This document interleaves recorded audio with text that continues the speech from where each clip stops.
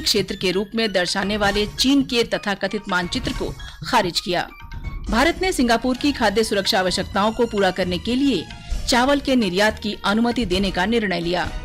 भारत और न्यूजीलैंड के बीच नागर विमानन के क्षेत्र में सहयोग बढ़ाने संबंधी समझौता ज्ञापन पर हस्ताक्षर।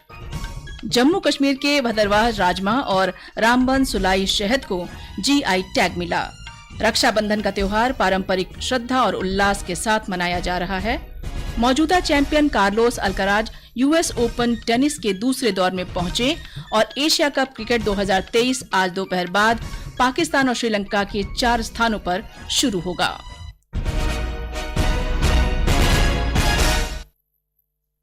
दोपहर समाचार के साथ मैं अलका सिंह। विदेश मंत्री डॉक्टर सुब्रमण्यम जयशंकर ने चीन से जारी तथाकथित 2023 के मानचित्र को खारिज कर दिया है। इस नक्शे में चीन ने भारत के भूभाग पर दावा किया है।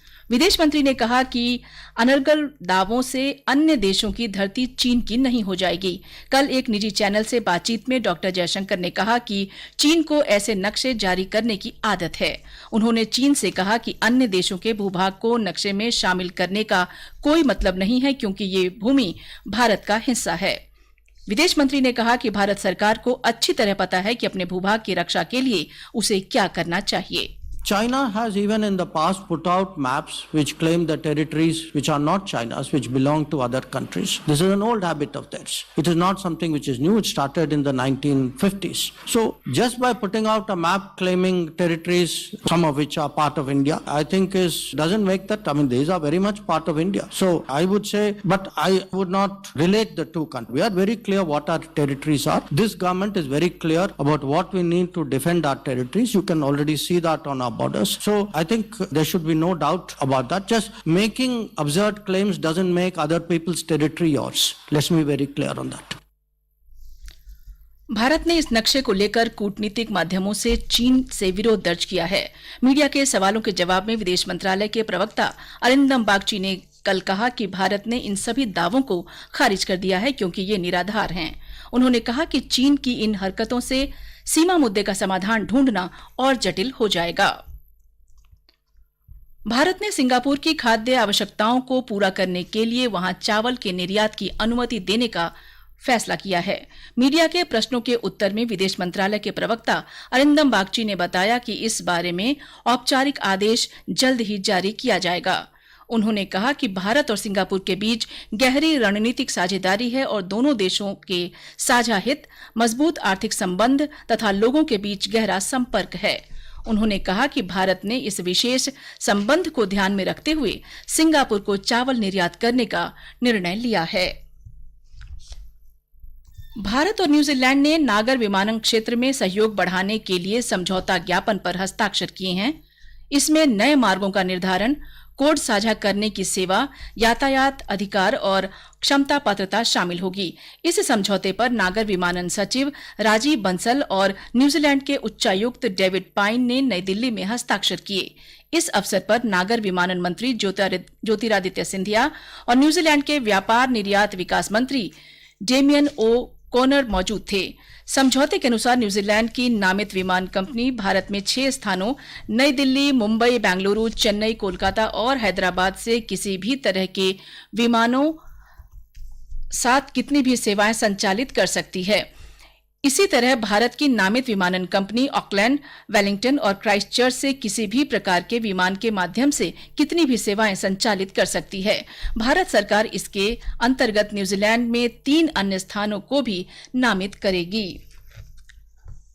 ये समाचार हमारी वेबसाइट newsonair.gov.in/hindi और हमारे mobile app news on AIR पर भी उपलब्ध हैं। दोपहर समाचार में आपका फिर स्वागत है।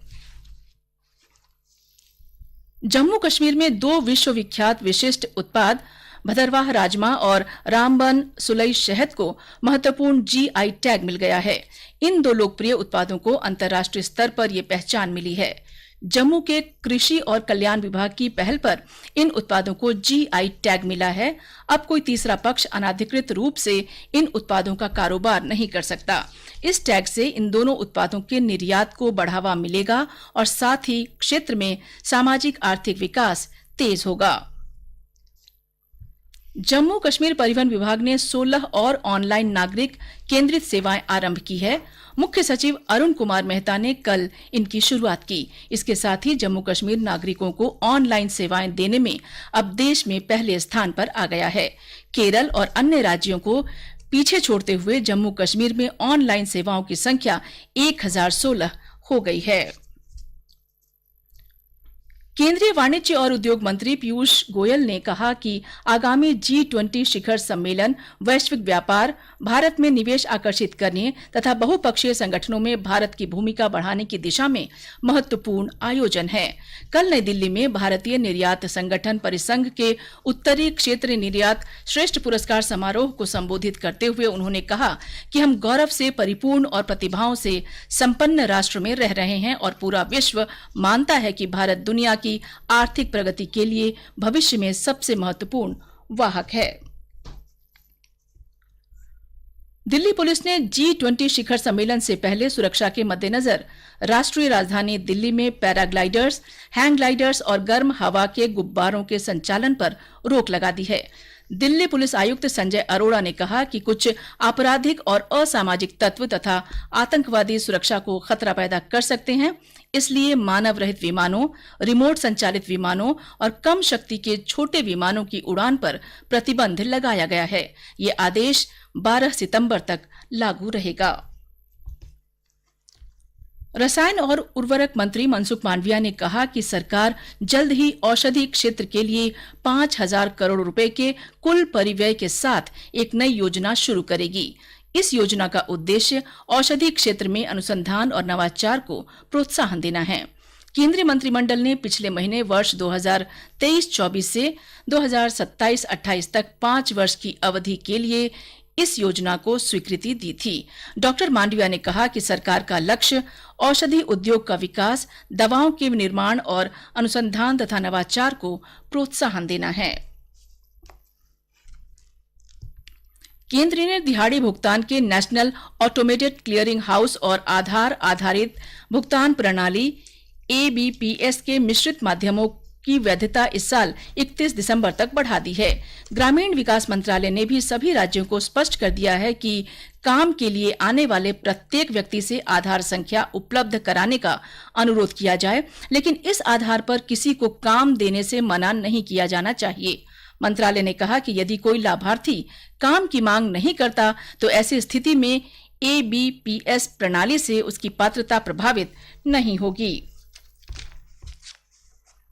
भारतीय अंतरिक्ष अनुसंधान संगठन इसरो सूर्य के अध्ययन के लिए पहली अंतरिक्ष आधारित भारतीय वेधशाला आदित्य L1 को शनिवार को दिन में 11:50 पर आंध्र प्रदेश में श्री हरिकोटा अंतरिक्ष केंद्र से प्रक्षेपित करेगा। ये उपग्रह सूर्य और पृथ्वी की L1 प्रणाली में लैग्रेंज बिंदु के आसपास प्रकाशवृत्त कक्षा में स्थापित किया जाएगा। ये बिंदु पृथ्वी से लगभग 15 लाख किलोमीटर दूर है। लैग्रेंज बिंदु तक पहुंचने में उपग्रह को लगभग 4 महीने का समय लगेगा। इस प्रक्षेपण को श्री हरिकोटा की दर्शक दीर्घा से देखने के लिए ivg.shar.gov.in VSC रजिस्ट्रेशन वेबसाइट पर पंजीकरण कराया जा सकता है। उत्तर प्रदेश में आज तड़के लखनऊ वाराणसी राजमार्ग पर उतेलवा के पास एक वाहन के ट्रक से टकराने से 2 मजदूरों की मौत हो गई और 16 घायल हो गए। पुलिस के अनुसार वाहन में वाराणसी की एक फैक्ट्री में काम करने वाले 18 मजदूर सवार थे। ये वाहन लखनऊ जा रहा था।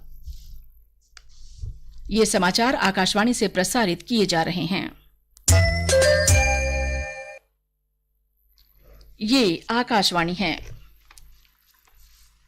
देश भर में रक्षाबंधन का त्योहार हर्षोल्लास के साथ मनाया जा रहा है। राष्ट्रपति, उपराष्ट्रपति और प्रधानमंत्री ने रक्षाबंधन पर देशवासियों को बधाई दी है। राष्ट्रपति द्रौपदी मुर्मू ने संदेश में कहा है कि रक्षाबंधन का त्योहार भाई बहन के बीच स्नेह का प्रतीक है। उपराष्ट्रपति जगदीप धनखड़ ने कहा कि पर्व भाई बहन के प्यार, आपसी भरोसे तथा समर्पण का प्रतीक है। प्रधानमंत्री नरेंद्र मोदी ने कामना की कि रक्षाबंधन हर एक व्यक्ति के जीवन में प्रेम और स्नेह की भावना मजबूत करेगा। रक्षाबंधन के अवसर पर स्कूल की छात्राओं ने आज प्रधानमंत्री निवास पर श्री मोदी को राखी बांधी। जम्मू कश्मीर के उपराज्यपाल मनोज सिन्हा ने रक्षा मंत्री के आवास पर लोगों को बधाई दी। उन्होंने कामना की कि रक्षाबंधन का ये त्योहार समाज में पारिवारिक बंधन, एकता, शांति और सभी के लिए खुशी और समृद्धि की भावना को सुदृढ़ करेगा। सिक्किम के मुख्यमंत्री PS तमांग ने आज सुबह गैंगटोक से जीवंत ग्राम कार्यक्रम के अंतर्गत सीमा दर्शन अभियान को रवाना किया। इसके अंतर्गत कॉलेज और विश्वविद्यालय के करीब 50 विद्यार्थी सेना और ITBP के जवानों के साथ रक्षाबंधन मनाने के लिए भारत चीन सीमा पर स्थित नाथुला जा रहे हैं। दिल्ली मेट्रो आज रक्षाबंधन के अवसर पर यात्रियों की सुविधा के लिए मेट्रो ट्रेन की 100 से अधिक अतिरिक्त फेरे लगा रही है। यात्रियों की भीड़ को देखते हुए स्टेशनों पर अतिरिक्त कर्मचारी तैनात किए गए हैं और अतिरिक्त टिकट काउंटर खोले गए हैं। इसके अलावा दिल्ली मेट्रो ने यात्रियों की अधिक संख्या को देखते हुए वैकल्पिक ट्रेनें भी तैयार रखी हैं। लंबे अंतराल के बाद केरल में फिर से बारिश शुरू हो गई है। मौसम विभाग ने राज्य के तिरुवनंतपुरम, कोल्लम, अलपुजा और एर्नाकुलम जिले में 1 या 2 स्थानों पर मध्यम से हल्की बारिश की संभावना जताई है। केरल के कोट्टायम, पतनमथिट्टा, इडुक्की और त्रिशूर जिले में कुछ स्थानों पर हल्की वर्षा होने की संभावना है। न्यूयॉर्क में अमेरिकी ओपन टेनिस टूर्नामेंट में मौजूदा चैंपियन स्पेन के कार्लोस अल्कराज दूसरे दौर में पहुंच गए हैं। अल्कराज ने जर्मनी के डोमिनिक कोइफर के बीच पहले दौर के मैच के दौरान कोइफर घायल होने के कारण मैच से हट गए। उस समय अल्कराज 6-2, 3-2 से आगे चल रहे थे। दूसरी तरफ इटली के जैनिक सिनर ने पहले दौर में मैच में जर्मनी के यानिक हम्फमैन को हराकर दूसरे दौर में जगह बनाई। फ्रांस के गेल मॉनफ्लिक्स भी जापान के तारो डेनियल को हराकर दूसरे दौर में पहुंचे। और अब अन्य खेल खबरों के साथ हैं Naveen Saxena. Asia cup cricket tournament आज से पाकिस्तान और श्रीलंका में 4 स्थानों पर शुरू होगा। पहले मैच में आज पाकिस्तान के मुल्तान में पाकिस्तान का मुकाबला नेपाल से होगा। भारत 2 सितंबर से पाकिस्तान के खिलाफ मैच के साथ अपने अभियान की शुरुआत करेगा। ये मैच श्रीलंका के कैंडी में खेला जाएगा। टूर्नामेंट का फाइनल 17 सितंबर को कोलंबो में होगा। हॉकी में भारत ने पुरुष एशिया हॉकी 5S विश्व कप क्वालिफायर मुकाबले में बांग्लादेश को 1 के मुकाबले 15 गोल से हरा दिया है। कल ओमान के सलाले में इस मैच में भारत के मनिंदर सिंह ने सर्वाधिक 4 गोल किए। उधर फुटबॉल में ईस्ट बंगाल 19 वर्ष बाद डूरन कप फुटबॉल के फाइनल में पहुंच गया है। कल कोलकाता के सॉल्ट लेक स्टेडियम में सेमीफाइनल में ईस्ट बंगाल ने पेनल्टी शूटआउट में नॉर्थ ईस्ट को 3 के मुकाबले 5 गोल से पराजित किया। अफ्रीकी देश गैबोन में सेना के 12 अधिकारी आज राष्ट्रीय टेलीविजन पर उपस्थित हुए और उन्होंने तख्ता पलटने की घोषणा की। उन्होंने हाल ही में हुए चुनाव नतीजों को रद्द करने और सभी संस्थाओं को भंग करने की घोषणा की। उन्होंने ये भी कहा कि अगली सूचना तक देश की सीमाएं बंद कर दी गई हैं। देश की राजधानी लिब्रेविले में आज 2 जोरदार गोलीबारी की आवाजें सुनी गई। सैनिकों की घोषणा पर सरकार की ओर से तत्काल कोई प्रतिक्रिया नहीं आई है। अंत में मुख्य समाचार एक बार फिर। विदेश मंत्री सुब्रमण्यम जयशंकर ने अरुणाचल प्रदेश और अक्साई चिन को चीनी क्षेत्र के रूप में दर्शाने वाले चीन के तथाकथित मानचित्र को खारिज किया। भारत ने सिंगापुर की खाद्य सुरक्षा आवश्यकताओं को पूरा करने के लिए चावल के निर्यात की अनुमति देने का निर्णय लिया। भारत और न्यूजीलैंड के बीच नागर विमानन के क्षेत्र में सहयोग बढ़ाने संबंधी समझौता ज्ञापन पर हस्ताक्षर। जम्मू कश्मीर के भदरवाह राजमा और रामबन सुलाई शहद को GI टैग मिला। रक्षाबंधन का त्योहार पारंपरिक श्रद्धा और उल्लास के साथ मनाया जा रहा है। मौजूदा champion Carlos Alcaraz US open tennis के दूसरे दौर में पहुंचे और एशियाई कप क्रिकेट 2023 आज दोपहर बाद पाकिस्तान और श्रीलंका के 4 स्थानों पर शुरू होगा। इसके साथ ही दोपहर समाचार का ये अंक समाप्त हुआ। नमस्कार।